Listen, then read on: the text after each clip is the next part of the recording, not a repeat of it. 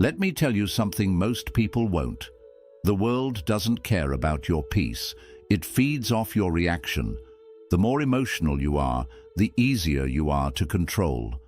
The more you care what people think, the more they own you. And as Buddha once said, you will not be punished for your anger, you will be punished by your anger. That one truth alone explains why most people suffer, not because of what happens, but because of how they respond. But what if you could walk through betrayal, manipulation, and judgment and feel absolutely nothing? What if no one could shake your peace, not even life itself? Today, we're diving into 10 brutal yet liberating Buddhist principles that will make your mind untouchable. These aren't soft, sugar-coated ideas. These are hard truths, and they'll set you free. 1. People use you until you stop letting them. It's a hard truth, but one you need to hear. People will continue to take advantage of your kindness for as long as you allow it. The more you give without setting boundaries, the more others begin to expect, and eventually they stop appreciating it. Kindness is a beautiful quality, but without wisdom and limits, it can quickly turn into self-destruction. Buddhism teaches compassion, yes, but not at the cost of your self-respect. True compassion includes knowing when to say no, when to walk away, and when to protect your own peace. You're not being cruel by creating distance from those who constantly take from you. You're simply choosing to honor your own energy. When you continue to give while others continue to take, you slowly begin to lose yourself. Your kindness becomes a burden, not a blessing. And here's the painful part. People will rarely stop using you out of guilt. They will only stop when you stop allowing it. So, draw the line. Create space. Respect yourself enough to recognize when someone is only around for what you can do for them. You are not here to be everyone's emotional dumping ground or personal problem solver. You are here to grow, to heal, and to protect the light within you. Remember, protecting your energy is not selfish, it's sacred, and no one else is going to do it for you. 2. Your emotions are being used against you. Most people don't realize this, but your emotions are one of the easiest ways for others to control you. The moment someone knows what triggers you, what makes you angry, insecure, jealous, or desperate, they can push those buttons anytime they want. And once they can control your emotional state, they can control your behavior, your decisions, and even your peace. Buddhism teaches us not to suppress emotions, but to observe them without attachment. When you react blindly, you're handing your power over to whoever triggered you. Think about it. How many times have you said or done something you later regretted, simply because someone got under your skin? That's not power. That's emotional slavery. The world is full of manipulation, from social media to toxic relationships to environments designed to provoke strong emotional responses. Why? Because emotional people are easier to control. Fear, anger, jealousy, and desperation can cloud your judgment and lead you down a path that isn't even yours. To stay mentally unaffected, you must become emotionally intelligent. You must train yourself to pause before reacting, to sit with your feelings instead of being ruled by them. You can feel anger without lashing out. You can feel fear without running. That's the strength Buddhism builds. Calm in chaos. Awareness in emotion. Remember this: the more emotionally reactive you are, the more easily you can be controlled. But when you master your emotions, no one can use them against you. You become unshakable, and that is true mental freedom. 3rd, kindness without power is self-destruction. Kindness is one of the most respected virtues in Buddhism, but kindness without strength becomes a weapon used against you. The world doesn't always reward those who are nice. In fact, it often tests them. If you're constantly kind to others while allowing them to walk all over you, you're not being spiritual, you're being silently destroyed. Buddhism teaches balance. compassion must be paired with wisdom. Too often, people confuse being kind with being passive, and that's where the suffering begins. You say yes when you want to say no. You keep giving chances to people who don't deserve them, and you smile to keep the peace while dying inside.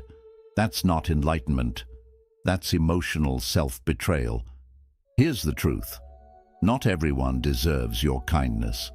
Some people see your gentle nature as an opportunity to manipulate you, to take advantage of you, to use your silence as permission.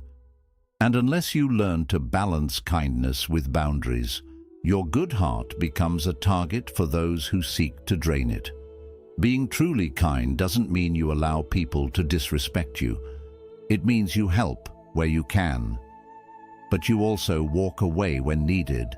It means you speak with softness, but not at the cost of your self-respect. True power is when your heart is kind, but your spine is unbreakable. So remember, kindness should not come from weakness, fear, or guilt. It should come from confidence, strength, and clarity. When you are kind from a place of power, no one can misuse it, and your peace remains intact. 4. Most people secretly want you to fail. This is a truth many people feel but are too afraid to admit. Not everyone is happy when you succeed. In fact, some of the people closest to you may secretly wish for your downfall. They smile in front of you. But behind the mask, there's quiet envy, comparison, and even resentment. Buddhism teaches non-attachment not just to material things, but to people and their opinions. Why? Because human nature, when unchecked, often leans toward jealousy. The moment you begin to rise, emotionally, spiritually, or materially, it shines a light on other people's insecurities. Your growth becomes a silent reminder of where they've remained stuck. And instead of being inspired, many would rather see you pulled back down. This is why the Buddha often spoke about the dangers of surrounding yourself with the wrong people, people whose intentions are not as pure as their words. You don't need loud enemies to fall. Sometimes all it takes is silent ones, disguised as friends, family, or even well-wishers, to plant doubt, to withhold support, to quietly hope you stumble. The lesson: protect your energy by being selective with who you share your dreams, plans, and progress with. Not everything needs to be announced. Let your growth be private, your peace be sacred, and your progress speak for itself. Understand this: your success will test people's character more than your failure ever will. And that's okay. You're not here to be liked by everyone. You're here to rise, with or without applause. So walk your path with awareness, not bitterness. And remember, a peaceful mind needs no crowd. It needs clarity, solitude, and a circle that doesn't get smaller when you shine. 5. Not everyone deserves access to you. Your time, your energy, your presence, these are sacred. But the painful truth is that many people treat them like they're disposable. Not because they're evil, but because you've made yourself too available. The more accessible you are to everyone, the more invisible your value becomes. Buddhism teaches mindfulness, not just of your thoughts, but of your space. Who you allow into your life affects your inner peace. Every person carries energy. Some uplift you, others drain you. Some bring calm, others bring chaos. If you're not careful, you'll find yourself mentally exhausted, not because of life, but because of the people you've allowed too close. You are not required to be everything for everyone. You don't owe anyone unlimited access to your emotional energy, your kindness, or your attention. Setting boundaries isn't being rude, it's being wise. Just like a temple is not open 24/7 to every passerby, your mind and soul deserve the same protection. And here's something many struggle to accept. Sometimes you have to distance yourself from people you care about because they no longer align with your peace. You can love someone and still recognize they are not healthy for your mind. Buddhism teaches non-attachment, even to people. It's not about cutting everyone off. It's about choosing who aligns with your growth. So protect your circle. Let your presence be earned, not exploited. You are not an open door, you are a sacred space. And not everyone deserves the key. 6. Comfort is a trap disguised as safety. Most people think comfort equals peace. But in truth, comfort is often the quiet killer of your potential. It feels good, it feels safe, it feels familiar. But that's exactly why it's dangerous. Because what feels easy in the moment often leads to regret later. Buddhism teaches us that everything is impermanent, always changing, always shifting. But when you cling to comfort, you resist that natural flow. You begin to fear change, avoid challenge, and settle for less than you're capable of. Slowly, your dreams shrink, your courage fades, and your spirit dulls. And the worst part, you won't even notice it happening until it's too late. Growth doesn't come from doing what's easy. It comes from discomfort, from showing up even when you're scared, from facing situations that stretch your limits. And that's what the Buddhist path is all about. Stepping beyond the illusions of ease and stepping into awareness. Just like still water becomes stagnant, so does the human soul, when it avoids the unknown. The comfort zone is not your friend. It's your silent prison. It convinces you that safety is more important than purpose, that stability is more valuable than self-discovery. So the next time something feels too comfortable, ask yourself, is this peace? Or is this paralysis? You were not meant to play small. You were meant to evolve. True inner peace doesn't come from avoiding difficulty. It comes from growing through it, not a knife. Rejection hurts. 7. Rejection is a mirror, not a knife. There's no denying that. Whether it's from someone you love, a job you wanted, or a dream that didn't unfold, it can feel like a personal attack, like a knife cutting into your worth. But here's what Buddhism teaches us. Rejection is not here to break you. It's here to reveal you. Every rejection is a mirror. It reflects something back at you. Your attachments, your expectations, your hidden insecurities. The pain you feel isn't just about the rejection itself. It's about what you attached your identity to. You believe that without this person or this opportunity, you were less. And that's where suffering begins. Not from the event, but from how deeply you tied your self-worth to it. Buddhism teaches non-attachment, and this applies especially to outcomes and validation. When you're attached to a specific result, rejection feels like failure. But when you detach and see rejection as guidance, not punishment, everything changes. You begin to realize that what didn't work out may have saved you, that closed doors protect you just as much as open ones do. Rejection also teaches you who you are without external approval. It strips away the illusion and forces you to confront your raw, unfiltered self. It asks, can you still value yourself even when the world doesn't? Can you still walk forward even when others walk away? This is where your power begins, not in being accepted, but in accepting yourself when no one else does. So the next time you're rejected, don't let it stab your self-worth. Let it reflect your strength. Let it reveal where your healing still lives. Let it remind you, you are not here to fit into every place. You are here to grow into the right one. 8. Validation is the fastest way to lose yourself. At some point in your life, you started seeking approval.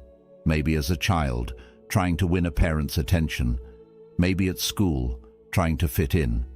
Maybe now, scrolling endlessly, hoping someone will like, comment, or applaud your existence.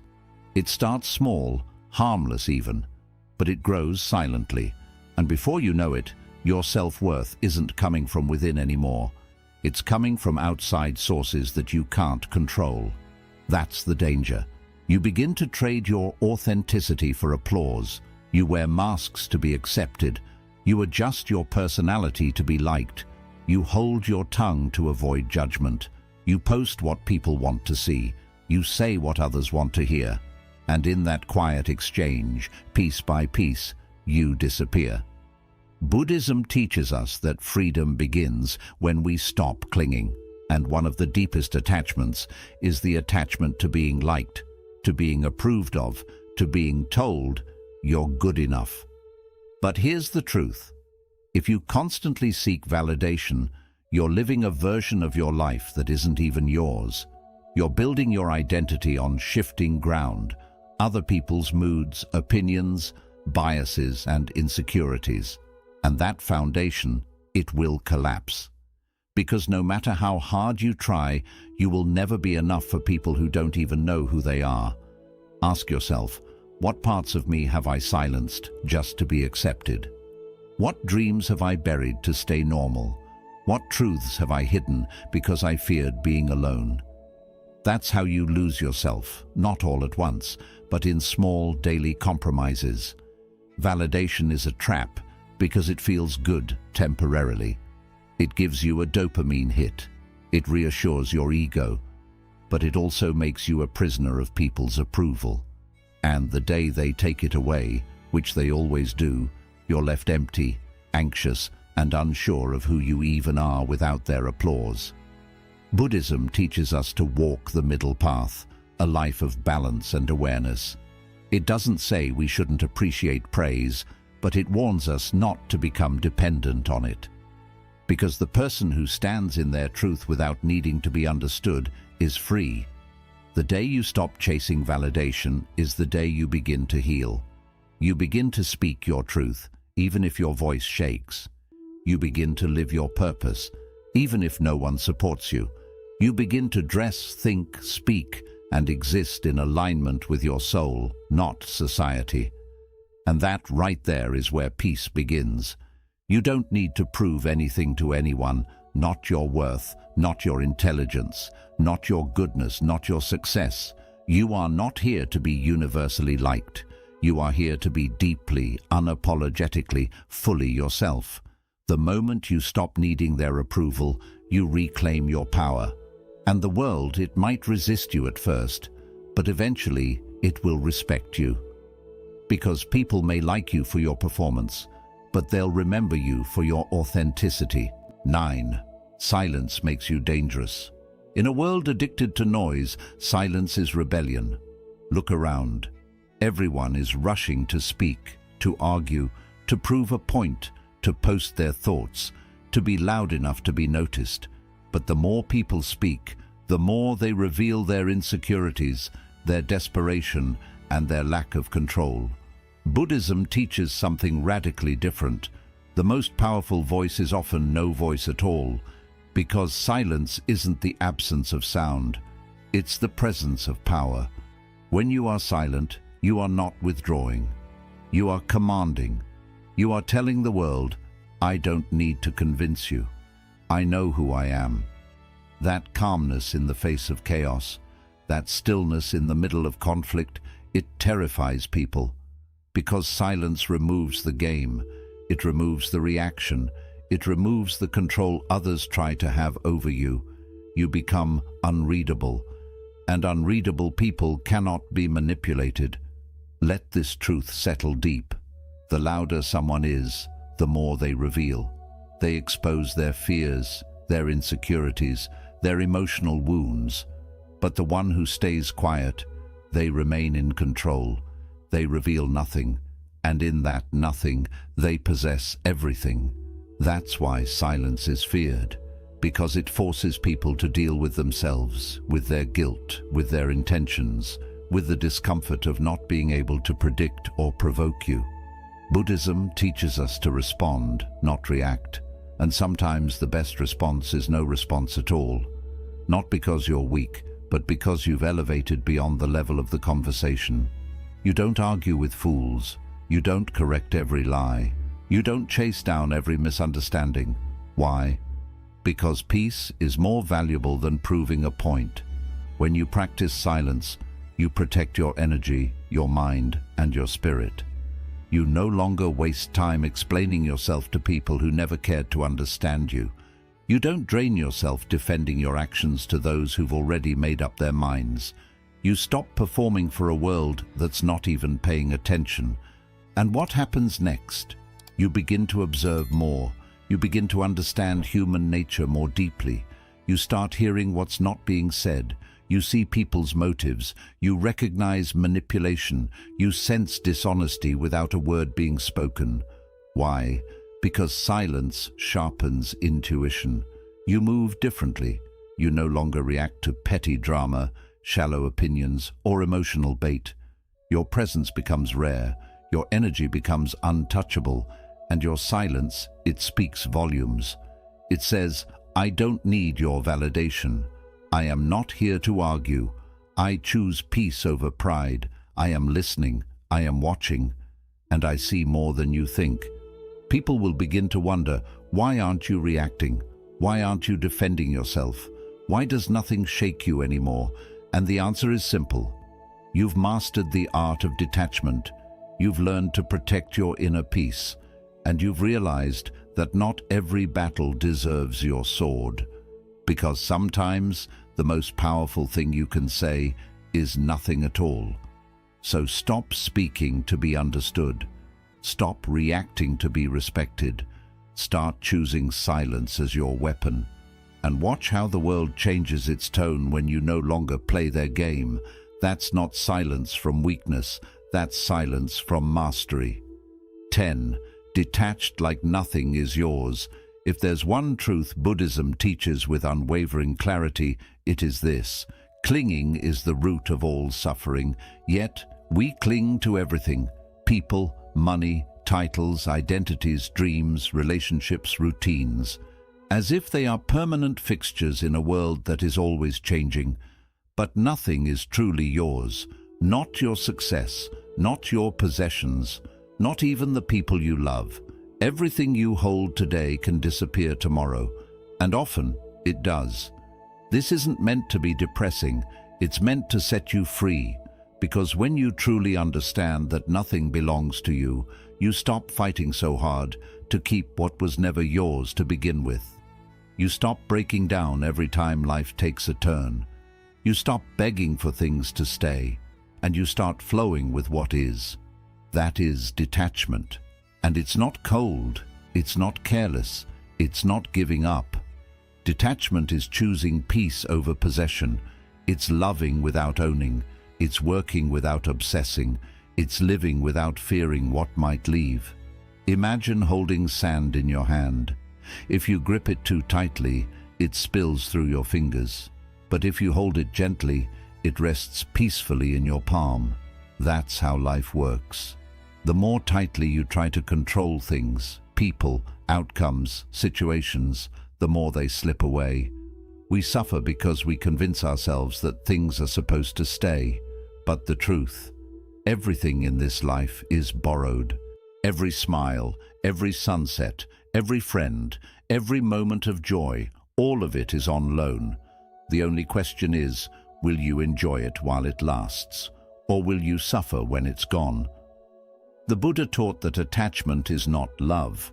In fact, true love is found in freedom.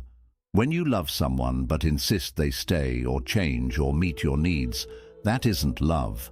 That's fear pretending to be love. True love says, I care about you, but you are free.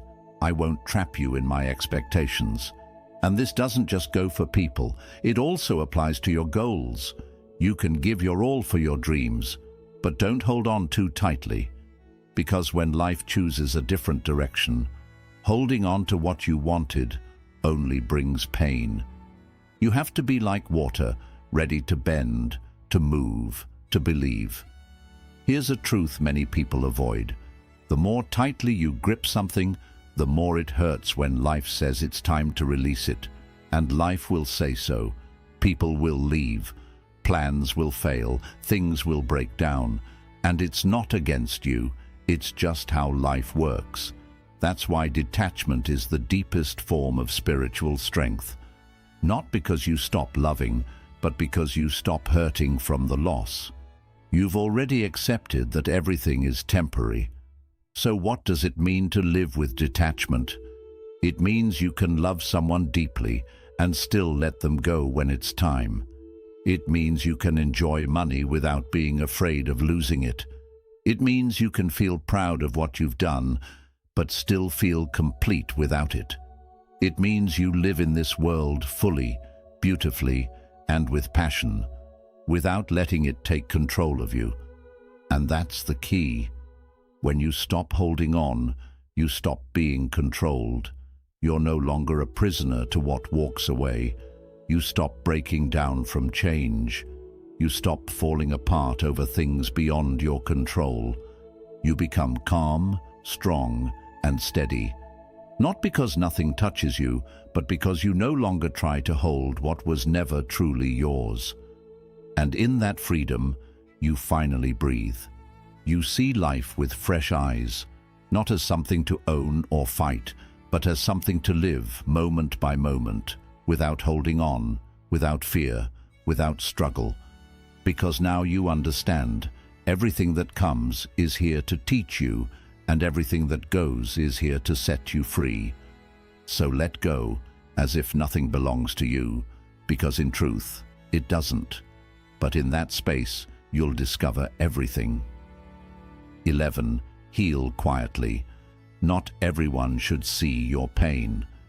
In a world that shares everything, there's something special about staying silent in your struggle. People often tell you to speak up, to share, to be open. And while being honest has its value, there's also deep wisdom in staying private. Buddhism teaches that healing is a personal path, a slow, quiet journey of the soul. Not everyone needs to know what you're facing. Truth is, most people don't really care. And sadly, some will use your pain against you by judging, gossiping, or quietly enjoying your downfall. Here's a tough truth. Some people don't listen to help. They listen just to feel better about their own lives. When you share your pain with the wrong people, you give them a version of your story they might twist, mock, or use. You give them emotional access to places they don't deserve. And by doing so, you slow down your own healing. Not because something is wrong with you, but because the space around you isn't safe. That's why Buddhism teaches retreat, self-reflection, and being alone. When you sit with yourself, without noise, without acting, without needing to be seen, you start to hear your true self. You begin to understand your pain, not through pity, but through awareness. You don't need the world to notice your scars to prove you've grown. Some of your strongest changes will happen in silence, without attention, without anyone knowing, and without being fully understood. You heal in silence, not because you're hiding your pain, but because you're guarding it like a wound that needs gentle time to close. Your feelings need a peaceful space to rest. Not everyone should have a front row seat to your healing. And here's the shift. When you finally rise, quietly, calmly, completely, you won't need to explain how you got there. Your peace will speak on its own. Your energy will feel different. Your presence will shift. The people who once saw you broken will sense something they can't describe. But they'll know you're no longer the same. So don't rush to prove your healing. Don't overshare just to be understood. Don't offer your pain to those who haven't earned your trust. Sit with yourself, heal quietly, rebuild in private, because your growth is sacred, and not everyone should witness your comeback. You don't need to shout to be strong. You don't need revenge to succeed. And you don't need approval to know your worth. Just live by these 10 truths, and you'll move through life untouched, unshaken, and at peace. If this video brought you clarity, like, comment, and subscribe for more raw inner wisdom. And let me know in the comments which truth spoke to you the most today. Until next time, stay calm, stay sharp, and stay untouchable.